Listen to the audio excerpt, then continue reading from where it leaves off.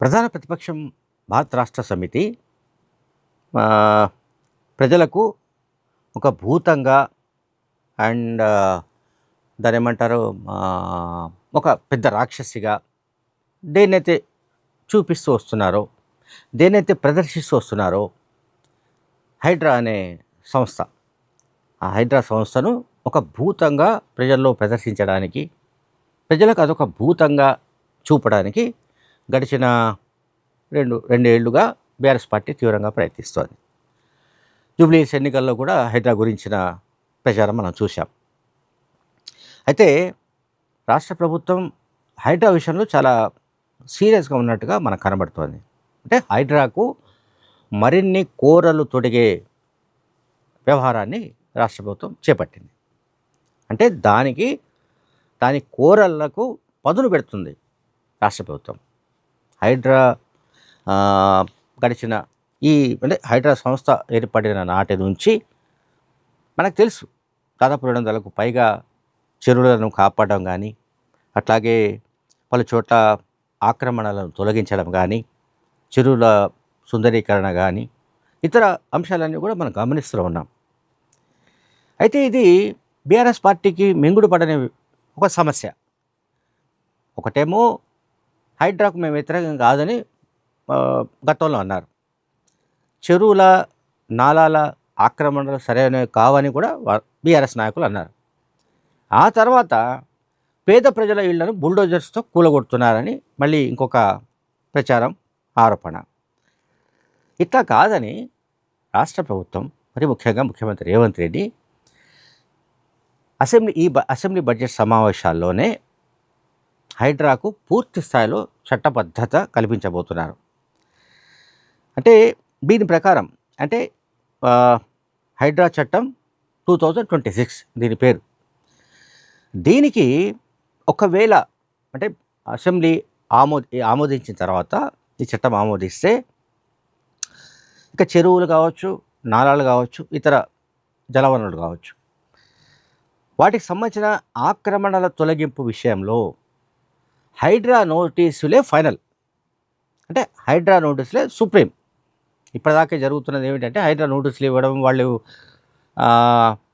బాధితులు లేకపోతే నిర్వాసితులు లేకపోతే సంబంధిత వ్యక్తులు వాళ్ళు సడన్గా హఠాత్ కోర్టుకు వెళ్ళడం, ఆ తర్వాత కోర్టు కొన్ని వివరణ కోరడం, కొన్ని వివరాలు కోరడం, లేకపోతే వాటిని నిలిపివేయాల్సిందిగా ఆదేశాలు ఇవ్వడం, ఇవన్నీ జరుగుతున్నాయి. అందువల్ల నోటీసులు ఏవైతే హైడ్రా జారీ చేస్తుందో వాటినే ఫైనల్గా ఇక తీసుకోవాలని రాష్ట్ర ప్రభుత్వం భావిస్తుంది. తర్వాత అంటే మున్సిపల్ చట్టాల్లో కీలకమైన సవరణలు తీసుకొచ్చి సివిల్ కోర్టుల నుంచి స్టే ఆర్డర్స్ రాకుండా చేయాలన్నది రాష్ట్ర ప్రభుత్వ లక్ష్యం, ముఖ్యమంత్రి రేవంత్ రెడ్డి లక్ష్యం. దీనికోసం అవసరమైతే ఒక ఎన్ఫోర్స్మెంట్ విభాగాన్ని కూడా హైడ్రాకు అనుసంధానంగా, అంటే హైడ్రాలో ఉండే విధంగా ఇప్పుడు ఏర్పాట్లు జరుగుతున్నాయి. అండ్ హైడ్రా కమిషనర్గా పనిచేస్తున్న సీనియర్ ఐపీఎస్ అధికారి రంగనాథ్ పనితీరు పట్ల కూడా ముఖ్యమంత్రి రేవంత్ రెడ్డి అభినందిస్తున్న సంగతి చాలా సందర్భాల్లో పత్రికల్లో వచ్చింది. సో హైడ్రా విషయంలో దూకుడుగా వెళ్ళాలని మాత్రం ముఖ్యమంత్రి రేవంత్ రెడ్డి నిర్ణయించుకున్నారు. ఆ దిశగానే ఇష్యూస్ అన్నీ కూడా మనకు కనిపిస్తున్నాయి.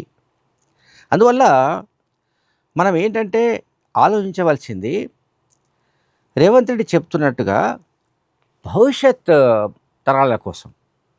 ఇప్పుడు జరిగిందంతా జరిగింది. గడిచిన చరిత్ర ఏమిటి? 2014 నుంచి 2023 చివరి వరకు, అంటే ఎన్నికల నాటికి దాదాపు 9.5 ఏళ్ల కాలంలో హైదరాబాద్ నగరంలో, హైదరాబాద్, రంగారెడ్డి ఈ చుట్టుపక్కల ఉన్న నగర పరిధిలో పెద్ద ఎత్తున కబ్జాలు జరిగాయి, భారీ ఎత్తున ఆక్రమణలు జరిగాయి. చెరువులు, నాలాలు ఎక్కడికక్కడ పూడ్చి పారేసి వాటిపైన పెద్ద పెద్ద భవంతులు, అపార్ట్మెంట్స్ వీటన్నిటిని నిర్మించి పారేశారు.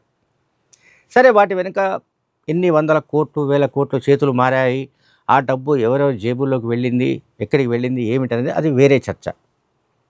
కానీ చెరువులు, నాలాల ఆక్రమణల వల్ల వరదలు, భారీ వర్షాలు వచ్చిన సందర్భంలో హైదరాబాద్ సిటీలో చాలా చోట్ల కాలనీలు మునిగిపోతున్న సంగతి మనందరికీ తెలుసు. సో అటువంటి సందర్భంలో రేవంత్ రెడ్డి ముందు చూపుతో ఒక వ్యవస్థను ఏర్పాటు చేశాడు ఆయన. అంటే ఆల్రెడీ జిహెచ్ఎంసీ ఒకటి ఉంది. దాంట్లోనే ఒక ఆఫీసర్ను ఇటువంటి పనులకు ఉపయోగించకుండా ఒక ప్రత్యేక వ్యవస్థ హైడ్రా అనే సంస్థను ఏర్పాటు చేసి ఆ సంస్థకు ఒక ఐపీఎస్ అధికారిని నియమించి ఎప్పటికప్పుడు రేవంత్ రెడ్డి మానిటర్ చేస్తున్నాడు. ఈ మధ్యన మనం చూసాం, దాదాపు 700 నుంచి 800 కోట్ల విలువైన భూములు ఎవరైతే చెరబట్టారో ఆ ఆక్రమణను తొలగించారు గచ్చిబౌలి ప్రాంతంలో ఈ రీసెంట్గా. అట్లాగే చాలా చోట్ల చెరువుల పునరుద్ధరణ అనండి, లేకుంటే పునరుద్ధరించిన తర్వాత అక్కడ బ్యూటిఫికేషన్ కార్యక్రమాలు, పార్కుల ఏర్పాటు, ఇవన్నీ కూడా చూస్తున్నాం. సో వీటిని అభినందించాల్సింది పోయి హైడ్రాను మేము రద్దు చేసి పారేస్తామని కొన్నిసార్లు, లేకుంటే ఈ బుల్డోజర్ వ్యవస్థను మేము లేకుండా చేస్తామని ఇంకొకసారి రకరకాల ప్రకటనలు బీఆర్ఎస్ పార్టీ చేస్తూ వస్తుంది. అందువల్ల హైడ్రా వ్యవస్థకు ఒక లెజిటిమైజ్ చేయడం ద్వారా దానికి ఒక చట్టబద్ధత కల్పించడం ద్వారా ఇకపై దాని జోలికి ఎవరు రాకుండా, వెంటనే సివిల్ కోర్టులకు వెళ్ళి నోటీసులు, స్టే ఆర్డర్స్ వగైరా తీసుకుని రాకుండా హైడ్రా కోరలకు పదును పెట్టే పనులు జరుగుతున్నాయి. ఈ చట్టం కనుక అసెంబ్లీలో ఆమోదమైతే బహుశా మరింత దూకుడుగా హైడ్రా ముందుకు వెళ్ళే అవకాశాలు ఉంటాయి. మనం చాలా సందర్భాల్లో మాట్లాడుకున్నాం. నేను కూడా చాలా వీడియోలు చేశాను. దాదాపు సిటీ పరిసరాల్లో 900కు పైగా చెరువులు ఉండేవని, అందులో చాలా చెరువులను ఇది మాయమైపోయాయని, అందులో 200 300 మిగిలి ఉంటే అవి కూడా రకరకాలుగా కబ్జాలకు గురై ఉంటే వాటిని ఆ కబ్జాల నుంచి తొలగించడానికి, అట్లాగే వాటిని మళ్ళీ పునరుద్ధరించడానికి హైడ్రా ప్రయత్నాలు చేస్తున్న సంగతి తెలిసిందే. కానీ హైడ్రా లాంటి వ్యవస్థ వల్ల మొదట్లో కొంత ప్రభుత్వం పట్ల వ్యతిరేకత వచ్చినా ఆ తర్వాత క్రమంగా అది పాజిటివ్గా మారుతున్న పరిస్థితిని కూడా మనం చూడాలి. ఇప్పుడు ఒక నిర్ణయం ప్రభుత్వం తీసుకొని అమలు చేసినప్పుడు ఆ నిర్ణయం హఠాత్తుగా జరిగింది అనుకుందాం, సహజంగానే ప్రజల్లో భయాందోళనలు వస్తాయి. అండ్ పైగా ప్రధాన ప్రతిపక్షం కాచుకొని ఉన్నది బీఆర్ఎస్ పార్టీ.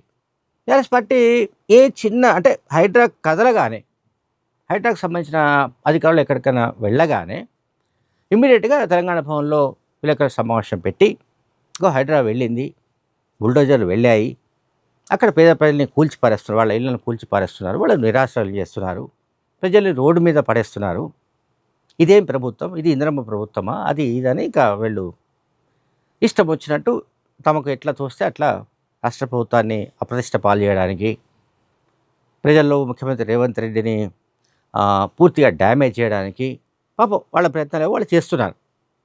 కానీ ఆ ప్రయత్నాలు ఏవి ఫలించకపోగా క్రమంగా రేవంత్ రెడ్డి చర్యల పట్ల ప్రజల్లో పాజిటివ్నెస్ వస్తున్నట్టుగా మనం గమనించాలి. Thank you very much.